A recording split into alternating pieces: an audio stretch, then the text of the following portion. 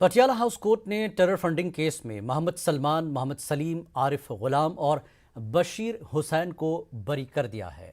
अदालत ने हुक्म सादिर करते हुए कहा कि एजेंसी इन चारों के खिलाफ कोई ठोस शवाहिद पेश नहीं कर सकी जिससे इल्ज़ाम साबित हो सके। एजेंसी ने इन पर दुबई से फंड पाकिस्तान भेजने का इल्ज़ाम लगाया था। इसके साथ साथ इन चारों पर पाकिस्तानी तंजीम के लिए स्लीपर सेल बनाने का इल्ज़ाम भी लगाया गया था। NIA ने मुलजमीन को पाकिस्तानी तंजीम फलाह इंसानियत फाउंडेशन से मुबीना तौर पर फंड हासिल करने के इल्ज़ाम में गिरफ्तार किया था।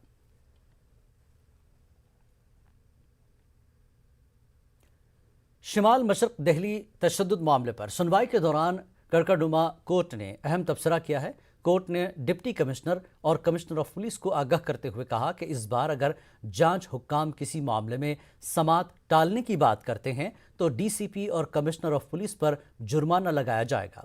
दरअसल कोर्ट ने एक ऐसे मामले की समाअत कर रहा था जिसमें जांच अफसर ने समाअत टालने की बात कही थी। कड़कड़नुमा कोर्ट ने यह भी कहा कि अदालत ने बार बार कहा है कि जांच अफसर की फाइल को समाअत से पहले सीनियर अफसर इंस्पेक्ट करेंगे ताकि समाअत में ताखीर न हो।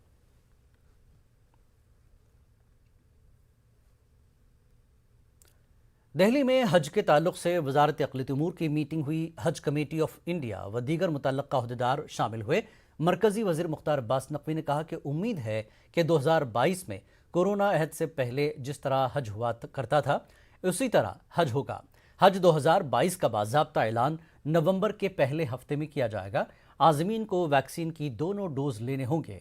वहीं सऊदी अरब और हिंदुस्तान की हुकूमत के प्रोटोकॉल पर अमल करना होगा। जो लोग 2020 और 21 में दरख्वास्त दाखिल कर चुके हैं वो मुक़द्दस सफ़र पर जाने के अहल होंगे या फिर दूसरी दरख्वास्त भी दे सकते हैं। आपको जैसा मालूम है कि कोरोना पैंडेमिक की वजह से हज 2020 और 2021 नहीं हो पाया था। हमें उम्मीद है कि हज 2022 इस बार हो, हम चाहते भी हैं और इस सिलसिले में हमने अपनी तैयारियां शुरू कर दी हैं।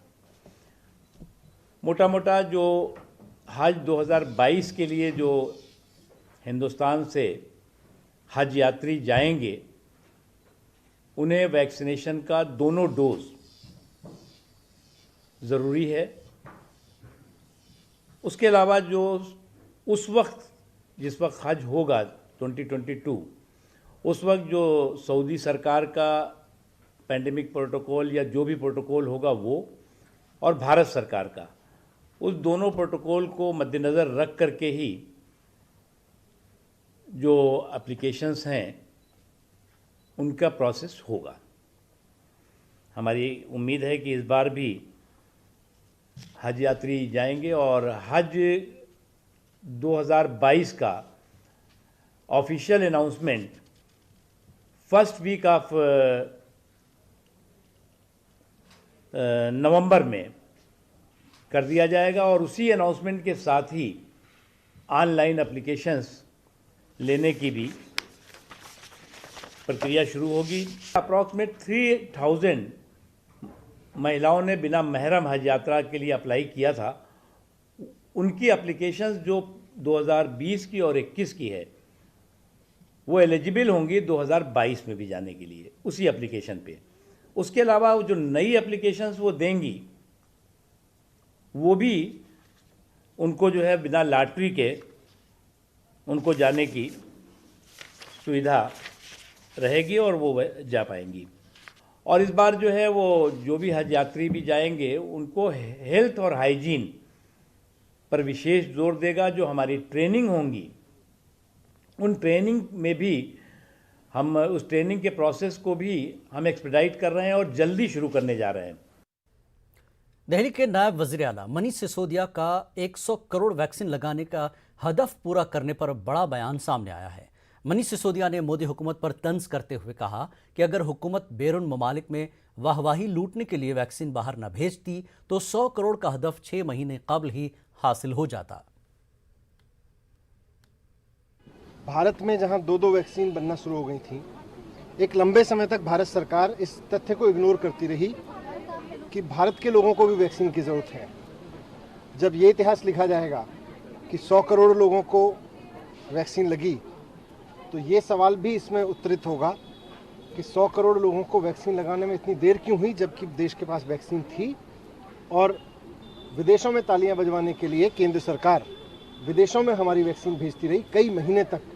जब सब लोगों ने शोर मचाया, दूसरी वेव में जो लोग मरे, इतनी त्राही त्राही मची, सरकार उसका इंतजार करती रही।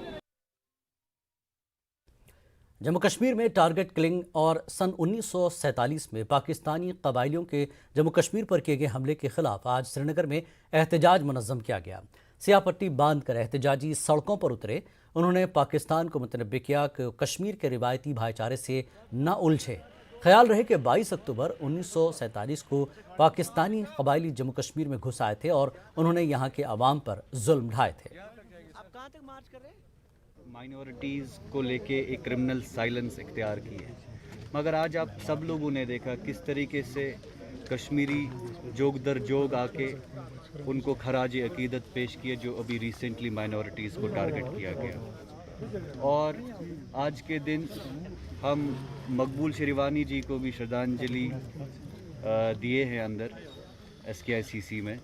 और मकबूल शेरवानी ने इसी 22 अक्टूबर 1947 में इस मुल्क के लिए एक अजीम शहादत दी थी, जहाँ पे पाकिस्तान यहाँ पे कबायली बेचकर लोगों के साथ असमत रेजी करी, माऊँ बहनों की इज़्ज़त लूटी, घर में जो भी जेवरात थे, जो भी हमारे रिसोर्सेज थे घर में, उनको लूट खसोट करके बाकी सारे लोगों को भी मौत के घाट उतारा। तो हम समझते हैं कि ये आज का दिन जो है ये एक ब्लैक डे की सूरत में हम मनाते हैं। इसलिए ब्लैक डे की सूरत में मनाते हैं क्योंकि उसी दिन जिस दिन कबायली ने कश्मीर को लेके हमला बोला, कश्मीर के हालात ने करवट बदलना स्टार्ट किया। अगर पाकिस्तान कबायली यहाँ नहीं भेजता, हिंदुस्तान भी यहाँ कभी फ़ौज नहीं भेजता। हिंदुस्तान को फ़ौज तब भेजनी पड़ी जब महाराजा ने मदद मांगी, मगर मकबूल साहब ने जो एक उस टाइम शहादत दी, उन कबायलियों को दूसरे रास्ते से भटकाया और एयरपोर्ट पहुंचने नहीं दिया। हम उसके वलवले, उसके जज्बे को सलाम पेश करते हैं और उनको खराज। मौजूदा हालात में इसकी रेलेवेंस आप कुछ खास बता रहे थे? मौजूदा हालात में इस चीज़ की रेलेवेंस ये है कि रिसेंटली माइनॉरिटीज़ को निशाना बनाया गया। 1990s में भी माइनॉरिटीज़ को निशाना बनाया गया। तब भी ये कहा गया कि कोई कश्मीरी सामने नहीं आया और किसी कश्मीरी ने उनके हक़ में बात नहीं करी। मगर वो जो तब की गलतियां हुई है वो आज हमें सहनी पड़ती है। जब हम बाहर जाते हैं किसी बाकी राज्यों में अपने मुल्क के, वहाँ हमें सुनना पड़ता है कि आप लोगों ने पंडितों को उधर से निकाला, आप लोगों ने पंडितों को फोर्सबली वहाँ से जो है कि बेदखल किया, बेघर किया रातों रात। मगर वो उन लोगों की गलती है। वो जो पुराने लोगों की गलतियाँ हुई है वो हम बार बार नहीं दोहराएंगे। हम उन गलतियों को आगे सुधारेंगे। और ये पहला आप देख रहे हो कि उस सुधार की एक पहली सीढ़ी को लेके हम आज बढ़े हैं, जहाँ पे हमने ये message loud and clear the कि कश्मीरी कम्युनल नहीं है, कश्मीरी कम्युनल हारमोनी चाहिए। वक्त एक ब्रेक का, ब्रेक के बाद फिर लौटेंगे।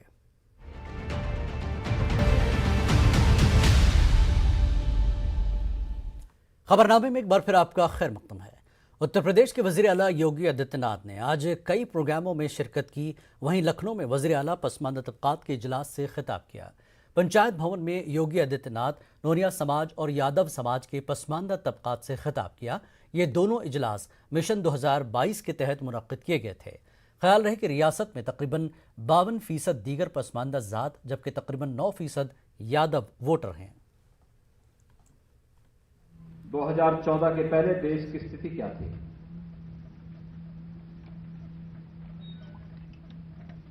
व्यापक असंतोष था, अविश्वास था,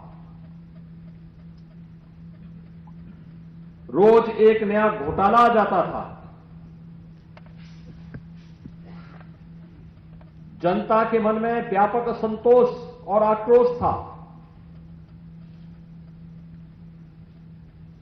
कांग्रेस नेतृत्व की यूपीए की सरकार देश की कीमत पर राजनीति कर रही थी। देश की बाह्य सुरक्षा भी खतरे में थी और आंतरिक सुरक्षा भी खतरे में थी। बाह्य सुरक्षा के मोर्चे पर कभी चीन, कभी पाकिस्तान भारत की सीमाओं में घुसपैठ करता था और जब कभी इसकी आवाज उठती थी तो कांग्रेस नेतृत्व की सरकार कहती थी, नहीं चुप हो जाओ, मत बोलना।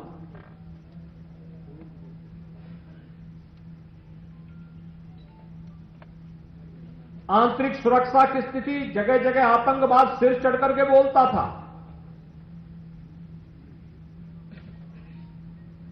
कहीं आतंकवाद है, कहीं नक्सलवाद है, कहीं अराजकता है।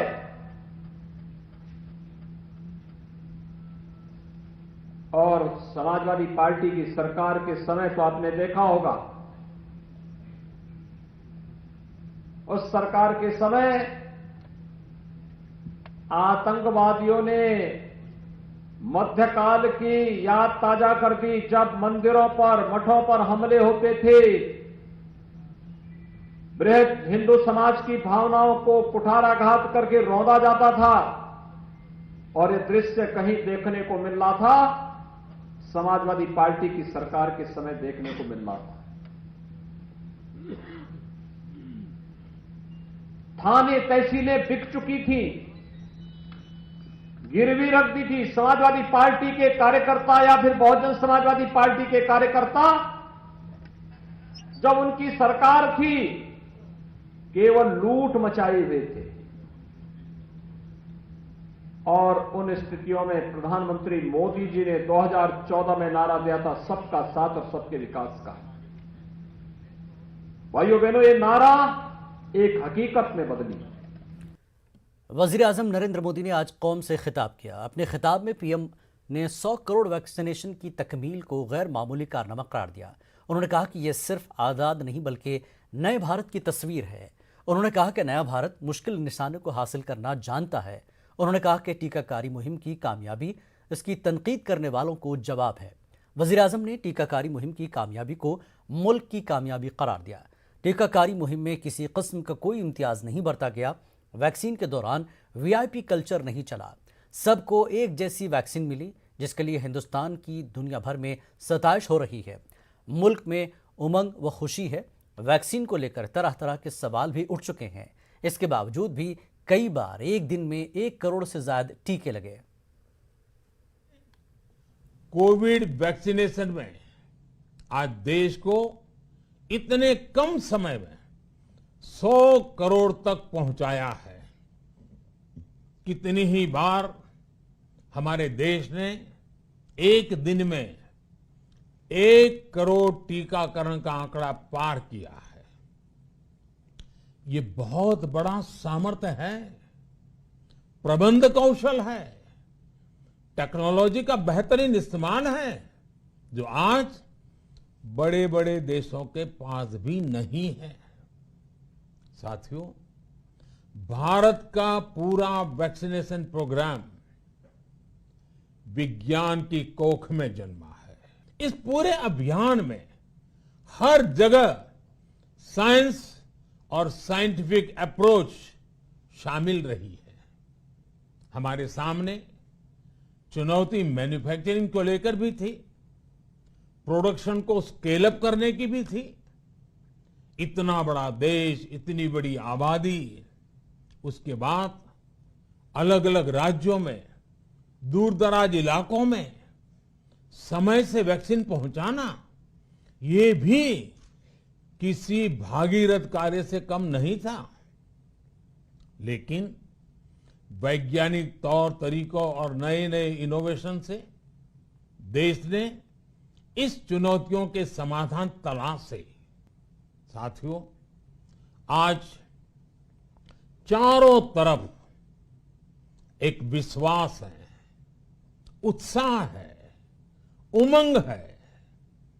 समाज से लेकर इकोनॉमी, हम हर तबके पर देखें, ऑप्टिमिज्म ऑप्टिमिज्म ऑप्टिमिज्म ही नजर आता है। एक्सपर्ट्स और देश विदेश की अनेक एजेंसीज भारत की अर्थव्यवस्था को लेकर बहुत सकारात्मक है। आज भारतीय कंपनियों में न सिर्फ रिकॉर्ड इन्वेस्टमेंट आ रहा है, बल्कि युवाओं के लिए रोजगार के नए अवसर भी बन रहे हैं। पीएम के खिताब पर सीताराम येचुरी ने कहा कि यकीनन 100 करोड़ बड़ा हदफ है, लेकिन दूसरा डोज सिर्फ 21% लोगों को लगा है। साथ ही उन्होंने हुकूमत को आड़े हाथों लिया है। येचुरी ने कहा कि महंगाई, बेरोजगारी, भुखमरी में लगातार इजाफा हो रहा है। हुकूमत का ध्यान इस तरफ क्यों नहीं है? देखिए, 100 करोड़ वैक्सीनेशन देना ये उपलब्धि है, निश्चित बात। लेकिन दुनिया के अंदर दो ही मुल्क है जिसकी आबादी 125 करोड़ से ज्यादा, और दूसरे मुल्क जिसका आबादी ज्यादा है उनकी वैक्सीनेशन जिस तरीके से दोनों डोज वो चले गए। आज 100 करोड़ हुए हैं भारत में, लेकिन याद रखिएगा 2 डोज मिले हैं सिर्फ 21% लोगों को। जब तक ये पूरा नहीं होगा, और प्रधानमंत्री का खुद का आश्वासन है कि साल के अंत तक हमारे देश के अंदर जितने भी जो एडल्ट है उन सब का वैक्सीनेशन किया जाएगा। ये अभी बाकी है, करना है, इस पे ध्यान दे। दूसरी बात यह है कि लोगों के ऊपर इतनी सारी समस्याएं हैं, इसकी कोई जिक्र नहीं। हर दिन पेट्रोल और डीजल के दाम बढ़ रहे हैं। लखीमपुर खीरी में जो हुई है कांड, उसके बारे में 1 साल होने को हो रहा है। हमारे अन्नदाता अभी भी संघर्ष कर रहे हैं, ना उनसे कोई बातचीत। बेरोजगारी बढ़ रही है। हमने कहा कि बेरोजगारी भत्ता दो, तो वो स्वीकार नहीं है सरकार को। भूखमरी बढ़ रही है। अपने सेंट्रल गोडाउनों में 1 करोड़ टन से भी ज्यादा अनाज जो है वहां पे पड़ा हुआ है, वो मुफ्त में क्यों नहीं बांट रही है सरकार? तो ये सब सवाल, अहम सवाल जो लोगों की रोजमर्रा जिंदगी के साथ जुड़ी है। टीका से, महामारी से बचाना बिल्कुल सही है, लेकिन अगर भूख से मरे, बेरोजगारी से मरे, गरीबी से मरे, या बाकी बीमारियों से मरे, जो हो रहा है अब, डेंगू जो फैल रहा है मतलब इधर दिल्ली के अंदर, तो इस तरीके के सवालों के ऊपर भी ध्यान देना जरूरी था प्रधानमंत्री जी। 100 करोड़ वैक्सीन का हदफ पूरा होने पर मुल्क में जश्न के माहौल को लेकर संजय रावत का कहना है कि ये सिर्फ एक इवेंट है। मुल्क में 100 करोड़ का हदफ पूरा नहीं हुआ है। मुल्क में बहुत सारे लोगों को अभी भी पहली डोज नहीं लगी है।